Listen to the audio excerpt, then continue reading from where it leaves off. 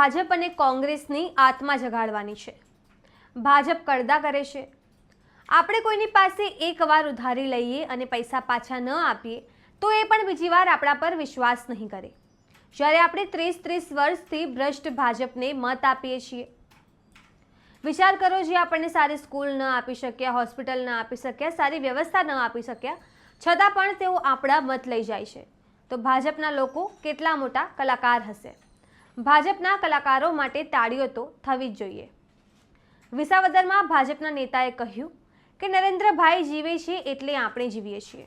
ત્યારે વિસાવદરના ભાઈએ કહ્યું કે નરેન્દ્રભાઈ નહોતા તે પહેલાના અમારા બાપ દાદા જીવે છે। વિસાવદરને ગોપાલ ઇટાલિયા જેવો મર્દ માણસ મળ્યો છે। આ તમામ વાતો કહી છે આમ આદમી પાર્ટીના પ્રદેશ અધ્યક્ષ ઈસુદાન ગઢવીએ। નમસ્કાર, હું છું ચંદ્રિકા પુત્રી નિરાલી। તો આમ આદમી પાર્ટીએ પરિવર્તન લાવો ખેડૂત બચાવો યાત્રા કરી છે। આ યાત્રા દરમિયાન એક સભામાં ઈસુદાન ગઢવીએ આ તમામ બાબતો કહી હતી અને ભાજપ પર આકરા પ્રહાર કર્યા હતા। આવો સાંભળીએ ઈસુદાન ગઢવીએ વધુમાં શું કહ્યું। થાકી નથી ગયા ને? હે, હું ક્યારનો જોતો તો મેં કીધું આમ હચુડતું થાય છે। 30 વર્ષથી ચાલે છે, એમાં થાક્યા નથી તો હવે થાકવાનું નથી હો।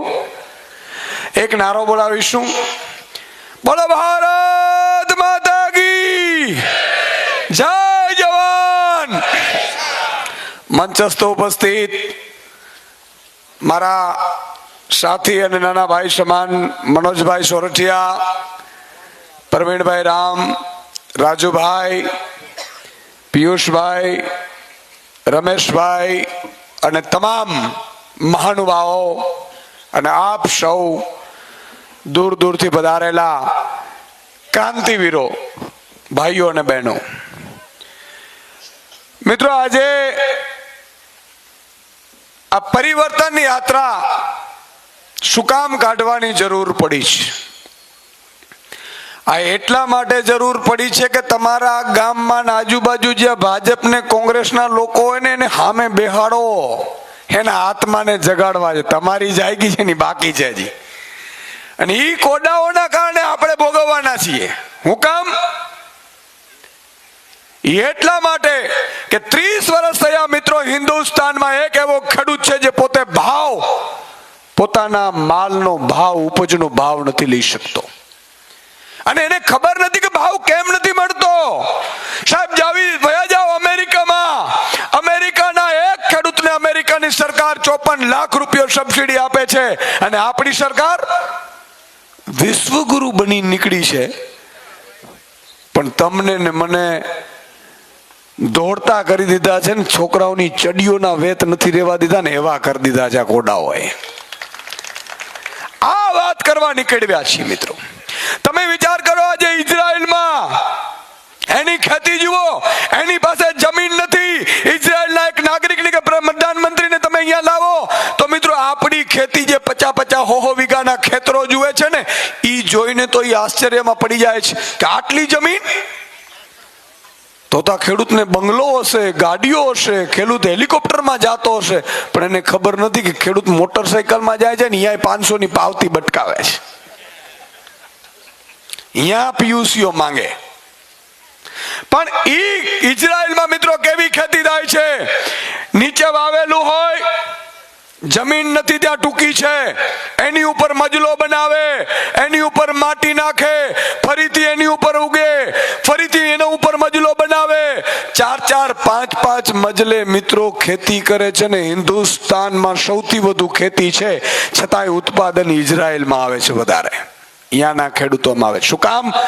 ત્યાં ઈમાનદાર ને ભણેલા ગણેલા નેતાઓ છે, અહીંયા કડદાવાળા છે, કડદા કરી નાખે, ગામમાંથી નીકળે અહીંયાથી કડદો કરવાનું શરૂ કરે। મિત્રો, 30 વર્ષ થયા અને તમારા ગામમાં સારા રસ્તા ન હોય, સારી હોસ્પિટલ ન હોય, સારી સ્કૂલ ન હોય, અને છતાંય કમળ ઉપર બટન તમારું જીવ જાય છે ને મને ખરેખર એમ આવે છે કઈ હું ખાઈને મોટા થયા છો। એક મને વિચાર કરો કે એક ભાઈ હોય, આ ગામમાં દુકાન હોય ને આપણે દુકાનમાંથી એમ કીધું ભાઈ 2 કિલો ખાંડ આપણે ઉધાર, કાલે હું આપી જઈશ। ઈ 2 કિલો ખાંડ આપે, આપણે લેવા જઈએ, આપણે ચૂકવીએ નહીં, બીજી વાર જઈએ, બીજા દિવસે બીજી 2 કિલો ખાંડ આપો, ફરીથી 2 કિલો ખાંડ આપે, આપણે કે હું પરમ દિવસે આપી દઈશ, છતાંય રૂપિયા ન આપીએ અને સતત ખાંડ ઉધાર લેતા રહીએ, છતાંય રૂપિયા ન આપે, 30 વર્ષના વાળા વીતી જાય તો એ વેપારી મૂર્ખ કે ખેડૂત? તમે વિચાર કરો, 15 વર્ષનું આ પોલીસ વાળાને પૂછો, મિત્રોને, મારા બધા મિત્રો છે, એને પૂછો કે ભાઈ 15 વર્ષ જૂની ગાડી રોડ ઉપર લઈને નીકળીએ તો શું થાય? તો કે હાલે નહીં. 15 વર્ષ જૂની ગાડી નથી હાલતી, 30 વર્ષના ખટારા તમે જોરશોરથી હલાવો છો, ગજબ કહેવાય. એ કહેવા માટે આજે ઈશુદાનભાઈ અહીંયા આવ્યા છે. એટલા માટે મારે આવવું પડ્યું છે. હું જોતો હતો કે કેટલાક લોકો તપસ્યા કરી શકે છે, બેસી શકે છે, નહીં તો હું થાય ખબર છે, થાકી જાય. ઓહો, કેડ દુખે છે. આ 30 વર્ષથી આવું ને આવું કેડ દુખે ને ભાગવા માંડ્યા ને એમાં જ દીકરાઓની આ હાલત થઈ છે. આજે આ પિયુષભાઈ આજે પ્લાન કર્યું, દીકરીઓના પગ ધોયા, દીકરાઓને સન્માન કર્યા, સારી વાત છે. પણ મારે એ વાત કરવી છે કે આ ખોરાસા ગામ છે અથવા તો આજુબાજુના લોકો છે, માતાબેન દીકરીઓ બેઠી છે, હમણાં તાલુકા જિલ્લાની ચૂંટણી આવે છે, ભાજપ વાળા મત માંગવા આવશે. અહીંયા સ્કૂલ છે ખરી? સારી સ્કૂલ છે? કેટલા શિક્ષકો છે? સાહેબ, દાવા સાથે કહું છું, મને ખબર નથી, પણ અહીંયા સ્કૂલ હશે ને તો પૂરતા શિક્ષકો નહીં હોય. ભાજપ વાળા અહીંયા નાખવા નથી દેતા, બાજુવાળામાં પોતાની હાલે નહીં એટલે એને પ્રાઇવેટ હલાવવી હોય. અને છતાં એ મોટા કલાકારો કેવા કે જે વાલીને એના દીકરાને ભણાવવા માટે ભાજપ સારી સ્કૂલ ન આપી શકતી હોય, હોસ્પિટલ ન આપી શકતી હોય, એને સાહેબ વ્યવસ્થા ન આપી શકતી હોય, છતાં એ મત લઈ જાય, કેટલા મોટા કલાકારો કહેવાય. એકવાર ભાજપના કલાકારો માટે તાળીઓ થઈ જાય. હા સાહેબ, એકવાર મામું રમાડો વાંધો નહીં, બીજી વાર મામું રમાડો વાંધો નહીં, 30 વર્ષથી કોણીએ ગોર ચોટાડે ને આપણે છતાંય હાલી નીકળીએ એટલે એનામાં કડા કેટલી મોટી હશે. આજે તમે વિચાર કરો, હું અહીંયા ધૂળની ડમુડીઓ વાળા રસ્તા જોતો તો મેં હમણાં આ ખેડૂતોને પૂછ્યું, અહીંયા વચ્ચે ખાટલા બેઠક હતી, અમે 2-3 ખાટલા બેઠક રાખી છે યાત્રામાં, કે લોકો પૂછી શકે. ખરેખર આમાં પૂછવા નથી દેતા, ભાજપ પણ સાંભળતા નથી. મેં ખેડૂતોને પૂછ્યું, ગામવાસીઓને પૂછ્યું, કોઈને કઈ સમસ્યા હોય તો કયો? બિચારાને ખબર જ નથી કે મારી શું સમસ્યા છે. ભાજપે બંધ કરી દીધા છે. જો પાક વીમો નો આપે, હવારથી ખેતી કરવાની ભાવ નો આપે, એપીએમસી માં મિત્રો 5 વાગે, કે મેં તો પૂછ્યું, હવારના 5 વાગ્યાના મેં જોયા છે, પણ આગલા દિવસે સાંજે ટ્રેક્ટરો ભરી ભરીને માલ લઈને જાય અને એપીએમસી માં લાઈનોમાં ઊભા હોય, ટ્રેક્ટરો ઉપર હુતા હોય, બીડી પીતા પીતા બિચારો નાય પણ નહીં. અને ઈ ખેડૂતને પૂછો કે તમે મત કોને આપો? તો ભાજપને. વિચાર કરો, 2 દિવસ તમારે ટ્રેક્ટરો લઈને એપીએમસી માં લાઈનો લગાડવી પડે ને છતાંય ભાજપ વાળા મત લઈ જાય. એ કલાકારો કેટલા મોટા છે. હા, અને ભાજપનો કલાકાર નીકળે એટલે મને વિસાવદરની જનતાનો એક કિસ્સો મારે તમને કહેવો છે. વિસાવદરમાં 5 ભાજપના આગેવાનો, મંત્રી હતા, ધારાસભ્ય હતા, સાંસદ હતા. એમાંથી એક મારો મિત્ર હતો જૂનો, એટલે મને વાત કરી, હસી હસીને વાત કરતો હતો ફોનમાં. મને કે સુદાનભાઈ, તમે આવવાના હતા, એ 2 કલાક પહેલા અમે એ ગામમાં ગયેલા, અને અમે એ ગામમાં ગયેલા ત્યારે ગાડીમાં નક્કી કર્યું કે આ પ્રજાને કઈ રીતે મનાવીશું, કઈ રીતે મામું રમાડીશું, કે કઈ રીતે મત મળે.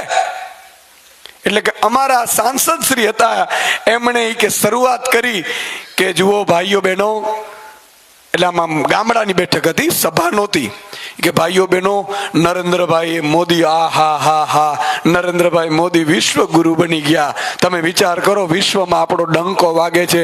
ત્યાં એક ભાઈ ઉભા થયા કે વિસાવદરમાં ડંકાનો અવાજ નથી સંભળાતો. એટલે કે અમે ધારાસભ્ય બોઠા પડી ગયા. એટલે ધારાસભ્ય ને એવું થયું કે હું વચ્ચે પડું. એમાં મંત્રીને એમ થયું કે હું વચ્ચે પડું.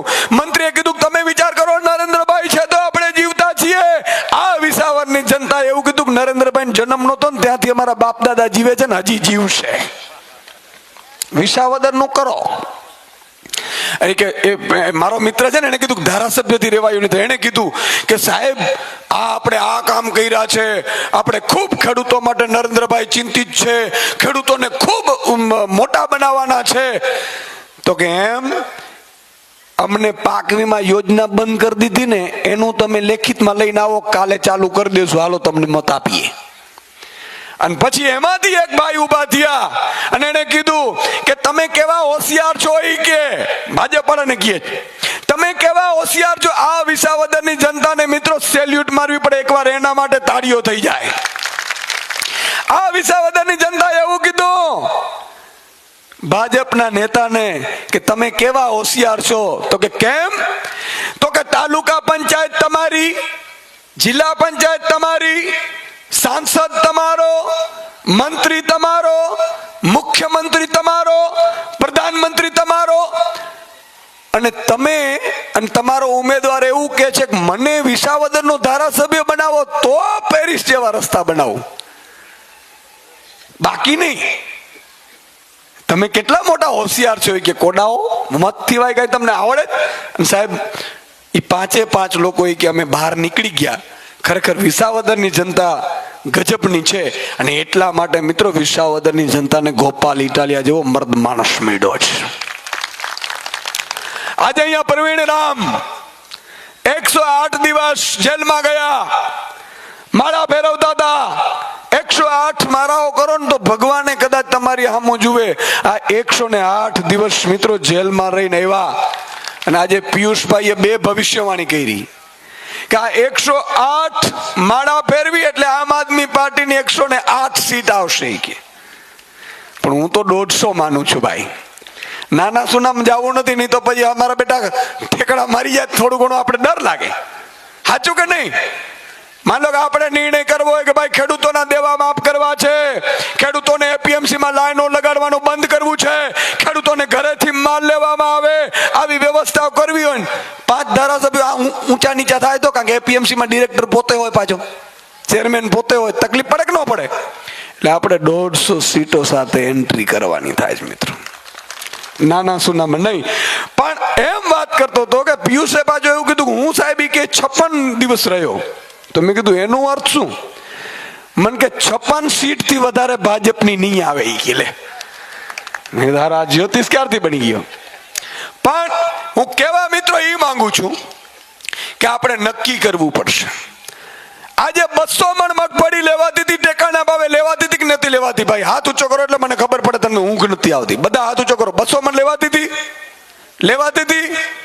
આ વખતે કેટલી લેવાની કયો? ટેકાના ભાવે કેટલી મગફળી લેવાઈ? 125. શું કામ?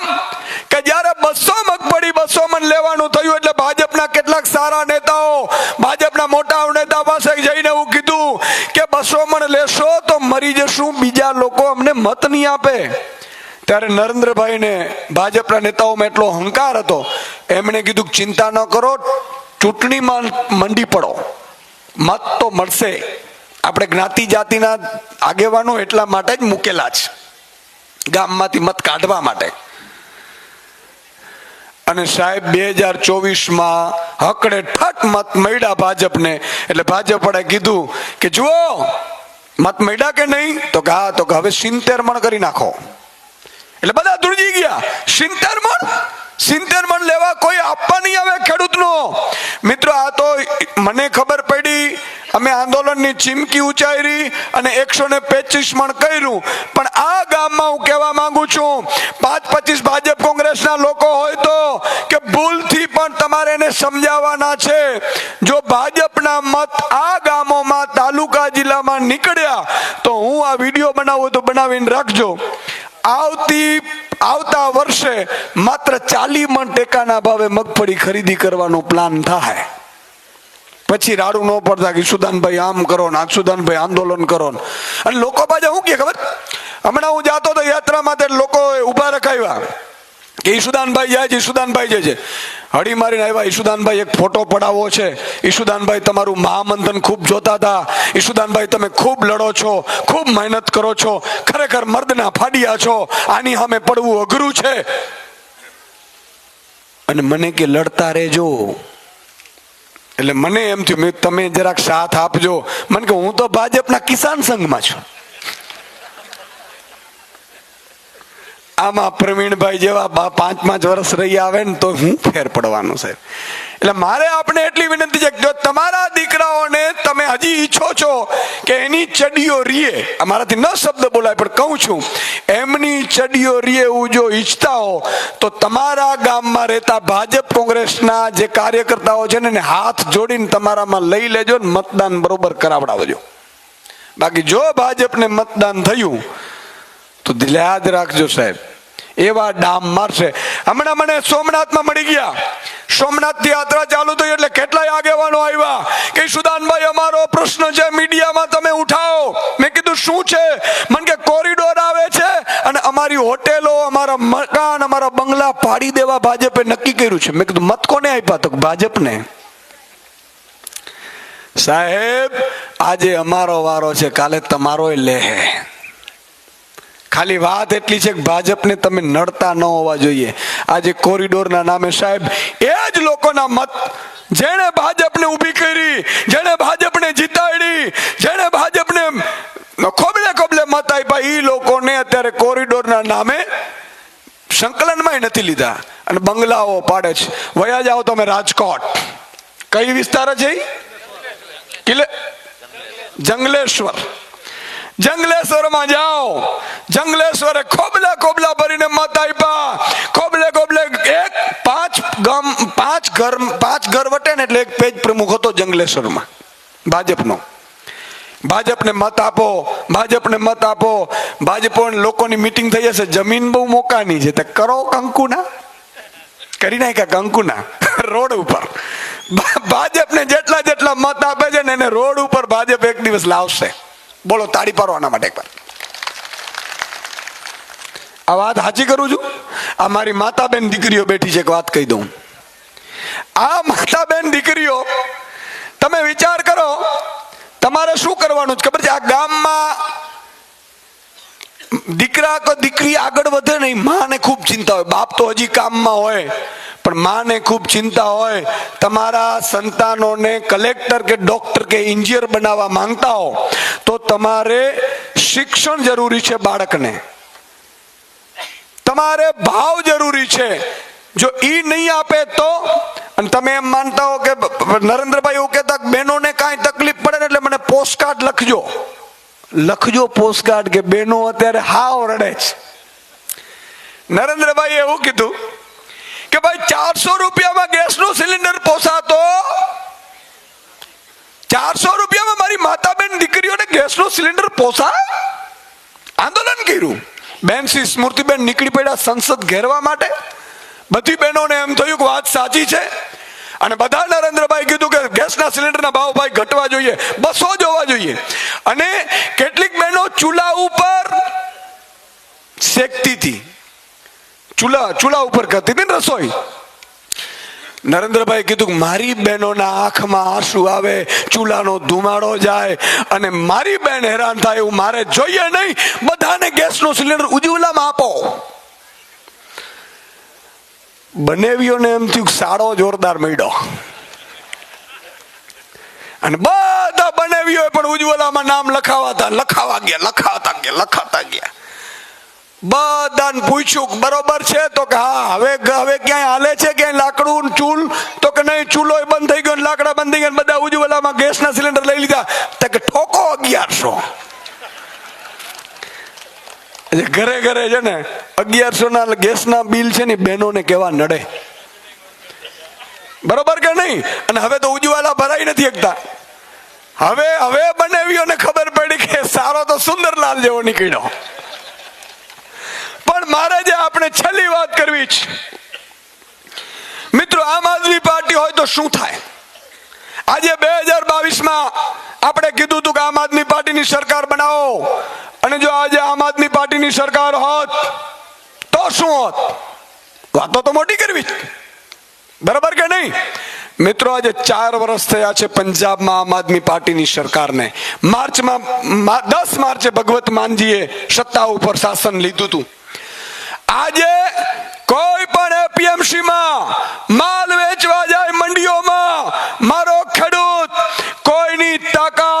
નથી, ટેકાના ભાવેથી નીચે 1 રૂપિયે કોઈ ખરીદી શકે કોઈની તાકાત નથી સાહેબ. આ વ્યવસ્થા હોવી જોઈએ. અને ટેકાના ભાવે માત્ર 25 મણ ને 50 મણ ને 200 મણ ને 125 મણ નહીં, જેટલી મગફળી થાય, જેટલા ઘઉં થાય, જેટલા ચોખા થાય, એ સરકારની જવાબદારી કે પૂરેપૂરા ભાવે ખરીદી કરે. એટલું નહીં, તમારે અહીંયા નથી વેચવું સરકારમાં, અને કોઈ પણ વેપારી ખરીદવા આવે તો વેપારી 1 રૂપિયો ટેકાના ભાવથી ઓછે ખરીદી ન શકે, નહીં તો જેલમાં જાય. બોલો, આવી સરકાર હોવી જોઈએ કે ન હોવી જોઈએ? આજે આમ આદમી પાર્ટીની સરકાર બનત ને તો મગફળીના ભાવમાં તમે લીલા લેર કરત. તમે મોટરસાયકલ આવે છે ને એ લઈ લેત, બધા ગાડીઓ 4 વ્હીલો આવી જાત, દીકરાને સારી સ્કૂલો બની જાત. સાહેબ, પંજાબમાં 117 વિધાનસભા છે, 100 વિધાનસભામાં સ્કૂલ ઓફ એક્સલન્સ બની છે મિત્રો. જે 4-4 લાખ રૂપિયા ફી ભરે છે ને, ઈ ફીમાં પ્રાઇવેટમાં થી બાળકોને ઉઠાડી અને સરકારી સ્કૂલમાં મૂકે છે ને, એમાં પણ નીટ ને ડોક્ટર ને એન્જિનિયરમાં લોકોને, છોકરાઓને એડમિશન મળે છે ને. આવી વ્યવસ્થાઓ પેદા થઈ છે, પણ આપણે એ જોતું નથી. આપણે તો બસ મોદી મોદી મોદી, અને પછી હાય માને ભાવ નથી મળતા, હાય મારો રસ્તો નથી બનતો, હાય મારી સ્કૂલ નથી, હાય મારે ફી ભરવાના નથી, હાય મારે પાક વીમો નથી, હાય મારે કોરિડોરના નામે મારું ઘર તોડે છે, હાય મને રોડ ઉપર લઈ લીધું. પણ તમે પસંદ જ એવાન કર્યો તો, મર્દના ફાડિયાને પસંદ કર્યો જ નતો, દી જોવા ન પડત સાહેબ. તમારે હંમેશા નેતાગીરી એવી હોવી જોઈએ સાહેબ કે ઈ તમારા માટે લડી શકે, તમારા માટે મેદાનમાં ઉતરી શકે ને તમારા માટે જીવ આપી શકે.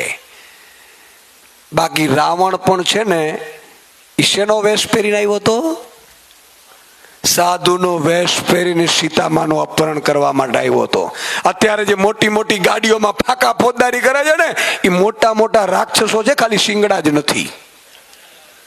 અને તમને એમ લાગતું કે ના ના, મારો ભાજપનો આ ધારાસભ્ય સાંસદ મજબૂત છે, સારો માણસ છે, એકવાર એની વિરુદ્ધ વિડીયો બનાવીને બોલજો, આ ખાખી આવીને બીજે દિવસે ઉપાડી જાય. સાચું કે નહીં? બિચારા એમનો વાંક નથી, એમને પણ ગ્રેડ પે નથી મળતો, ઈ સુદાન ગઢવી અપાવવાનો. ચિંતા કરવાની જરૂર નથી કોઈએ. એકવાર સત્તા હાથમાં આવ્યો હતો. અને સત્તા કેવી હોવી જોઈએ સાહેબ? સત્તા એવી હોવી જોઈએ કે આજે તમારા ઉપર કોઈ અત્યાચાર કરે, કોઈ ગુંડો, કોઈ લુખો, માતા ને બેન એકલી રહેતા હોય, માં દીકરી એકલા હોય, સિંગલ મધર હોય, દીકરી છે ટ્યુશન માંથી પરત આવી હોય, અને દીકરી માં પાસે આવીને રડીને એમ કે માં, આજે આ માણસ છે ને, મંત્રી કે મંત્રીનો દીકરો, એને મને છેડતી કરી, અને માએ કોઈ ધારાસભ્ય, સાંસદ કે મુખ્યમંત્રીને પત્ર લખવાની જરૂર ન પડે, એ મિસ કોલ મારે, સાંજના 9 વાગ્યા હોય, માતા મિસ કોલ મારે, ઓનલાઈન FIR થાય, અને બીજા દિવસનો સૂરજ ઉગે ને ત્યાં મંત્રી કે મંત્રીનો દીકરો જેલમાં હોય ને. આવી વ્યવસ્થા પેદા કરવા માટે રાજનીતિમાં આવ્યા છે. અમને શું જોઈએ જ ભાઈ? ઈશુદાન ગઢવીને ત્યારે કઈ ઘટતું નતું ને આજે પણ ઘટતું. હા, ઘણા ગોરખોદિયાઓને ખબર ન હોય તો કહી દઉં, મારા બાપે ઘણું મૂકીને ગયા છે. હા, હમણાં મેં દાન લખાયું, ઘણા પીડા આવી ગઈ, આટલું દાન? અરે તમારો બાપ ઈશુદાન ગઢવીની જુઓ તો કરો શું ઓકાત છે.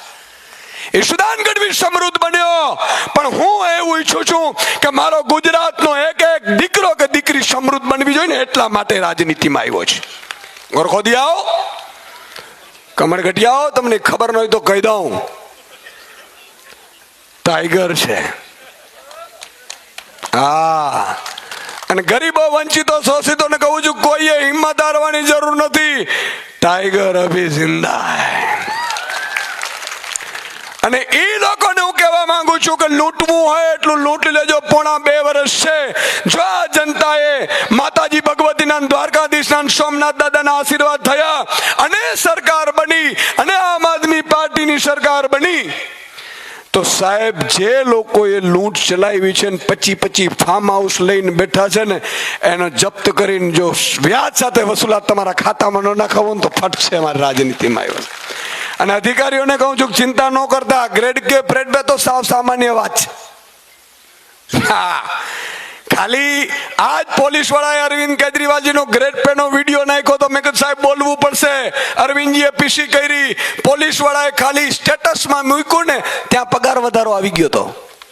આ તાકાત છે અમારા ઈમાનદારીની, આ તાકાત અમારા સત્યની છે. વધ્યું તો નહોતું વધ્યું, પણ પંજાબમાં એક પોલીસ કર્મચારીની સામાન્ય કોન્સ્ટેબલના 70,000 રૂપિયો પગાર છે. કેટલો? અને એટલા માટે એને ક્યારે કોઈ આમ 2-5 હજારમાં પડવાની જરૂર ન પડે. ઈ માણસો ઈમાનદાર તો જ રહી શકશે સાહેબ. એને સંતાનો છે, એને માતા પિતા છે, એને પણ પત્ની અને એના દીકરા દીકરીઓના સપના હોય છે, પણ આપણે પગાર જ ન આપીએ તો બિચારા જાય ક્યાં? આપણે જ એને ખોટા કામો કરવા માટે મજબૂર કરીએ છીએ. આજે શિક્ષકો છે, 92 પ્રકારના કામ શિક્ષકોએ કરવાનું ભણાવવા સિવાયનું. એટલે સરકારી સ્કૂલ બંધ થઈ જાય, બાજુમાં ભાજપના નેતાની પ્રાઇવેટ ચાલુ થઈ જાય અને માલ કમાય. આ બધા ધંધા છે. તો મારે આપણે વિનંતી કરવી છે કે આગામી તાલુકા જિલ્લાની ચૂંટણીઓ આવે છે. આપ તૈયાર છો? તમે તો તૈયાર હો? એક ભાજપ કોંગ્રેસ વાળાને પગે પડીને કહેવાનો છે કે ભાઈ તું પાછો વળ, નહીં તો સૂકા ભેગો લીલું પડી જાય. આ વખતે ભાજપ કોંગ્રેસ વાળાને કહી દેવાનું તમે બેહી જ જાઓ ભાઈ.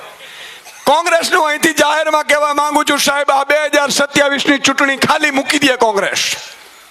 અને જો અમે સત્તા ઉપર ન આવીએ કે સત્તા ન મૂકીએ તો હું આજુવ્યાની સુદાન ગઢવી કોંગ્રેસનો ગુલામ બનવા તૈયાર છે સાહેબ. એકવાર અમે 30 વર્ષ ક્યાં આમ આદમી હતી, સાચું કે નહીં? એકવાર કોંગ્રેસ એમ કહી દે કે 2027 આમ આદમી ને ભાજપ ભલે લડે, પછી મોરે મોરો આપી દેવાનો છે સાહેબ.